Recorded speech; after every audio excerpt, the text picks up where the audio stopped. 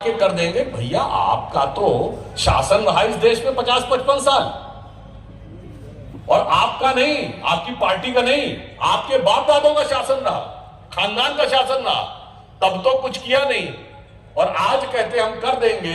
मतलब इस पे वो कहावत याद आती है कि बाप ना मारी मेड की बिटवा तीरंदाज।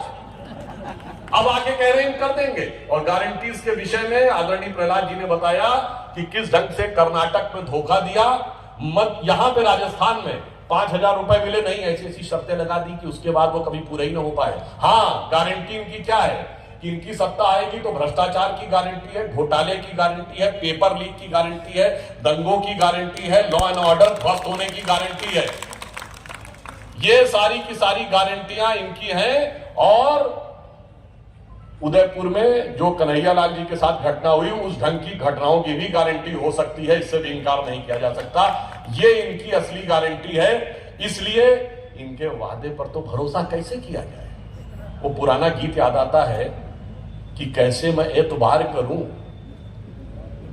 तेरे दामन में तेरे सच है कम और झूठ है ज्यादा, वादे पे तेरे मारा गया बंदा में सीधा साधा, वादा तेरा वादा। तो आज स्थिति है। एक और उदाहरण बता दूं जो गारंटी कहते हैं। हिमाचल प्रदेश में इन्होंने कहा कि हम आते ही पेट्रोल डीजल के दाम कम कर देंगे और ओल्ड पेंशन स्कीम लागू कर देंगे। आते ही क्या किया, पेट्रोल डीजल के दाम 3-3 रुपए बढ़ाने पड़े। क्यों? हमारी सरकार थी, हमें पता था कि 80% सरकार का बजट सिर्फ सैलरी में जा रहा था। जैसे ही आपने वो अपना तथाकथित दावा किया अब तो सैलरी का बजट रेवेन्यू से ऊपर हो गया, तो फिर दाम बढ़ाने ही पड़े। इसलिए जो कहते हैं उसके ठीक उल्टा करते हैं। हम जो कहते हैं वही करते हैं। नरेंद्र मोदी जी की यही खासियत है कि जो कहा वो करके दिखाया। याद करिए, एक और आपको बात याद दिला दूं कि बालाकोट एयर स्ट्राइक हुई थी, आप सबको याद हो 2019 के चुनाव में। उसके बाद संयोग से मोदी जी की पहली रैली राजस्थान में हुई थी, और उस दिन एक रैली चित्तौड़गढ़ में थी। मैं भी उस समय उस रैली में था। तो मुझे लगता है कि अगर उन्होंने ये वादा किया भारत की तरफ जो आंख उठाएगा उसको हम अच्छी तरीके से सबक सिखा देंगे। एक बार टीवी डिबेट में हमसे बोले एक सज्जन कि भाई अटल जी की तो पॉलिसी ये थी, वो कहते थे कि पड़ोसी हम नहीं बदल सकते, मित्र बदल सकते, पड़ोसी नहीं। अब लगता है मोदी जी की तो नीति बदल गई।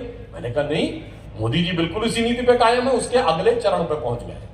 अटल जी ने कहा था कि हम दोस्त बदल सकते हैं, पड़ोसी नहीं बदल सकते। मोदी जी ने कहा हम पड़ोसी नहीं बदल सकते हैं, पर पड़ोसी को हैसियत में तो रख सकते हैं। और मैं अंत में आपसे भी अनुरोध करना चाहूंगा कि हमारे दोनों प्रत्याशी आदरणीय ताराचंद जैन जी, श्री फूल सिंह मीणा जी, मैं चाहूंगा कि जब अंधेरे के बाद भोर की सुबह होने वाली है तो तारा चमकता दिखाई पड़ता है कि नहीं, और जब तारा चमक जाता है तो फूल खिलता है कि नहीं। तो तारा भी चमकाना है, फूल भी खिलाना है, और जब फूल खिल जाएगा तो मेवाड़ का जो राजकीय चिन्ह था ना सूर्य, वो प्रखरता के साथ भारत के विकास और शौर्य का सूर्य प्रखरता के साथ आता हुआ नजर आएगा। तो मैं अंत में ये कविता की एक पंक्ति कहते हुए आप सबसे निवेदन समाप्त करता हूं।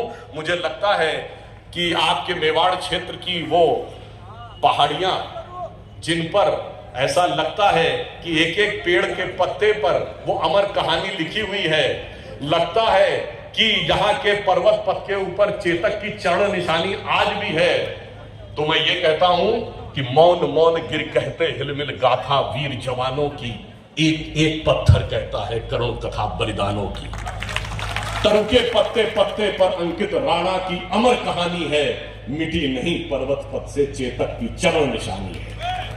जयमल ने जीवन दान दिया, फतेह ने अर्पण प्राण किया, कल्ला ने इसकी रक्षा में अपना सब कुछ कुर्बान किया। सांगा के 80 घाव लगे, मरहम पट्टी थी आंखों पर, फिर भी उसकी ऐसी बिजली सी फिर गई छपा छप लाखों पर। अब भी करुणा की करो कथा हम सबको याद जवानी है, राणा तू इसकी रक्षा कर, ये सिंहासन अभिमानी है, ये सिंहासन अभिमानी है। तो आप सब इस स्वाभिमान की रक्षा करने के लिए प्रबद्ध होंगे और उसे अंतिम मुकाम तक पहुंचाएंगे, कहते हुए अपना निवेदन समाप्त करते हैं।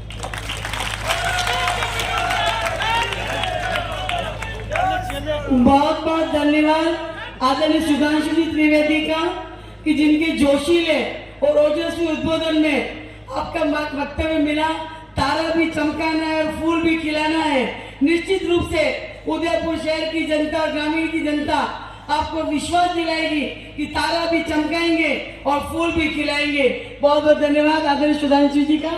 अब हमारे यहाँ के संयोजक सभा के आदरणीय प्रेम सिंह शक्तावत और करण सिंह शक्तावत से अनुरोध करूंगी आदरणीय प्रहलाद जी जोशी साहब का और सुधांशु जी का ऊपर न उड़ा के स्वागत करें। अब हमारे शहर के लोकप्रिय प्रत्याशी आपातकाल में झेल रहे 6 बार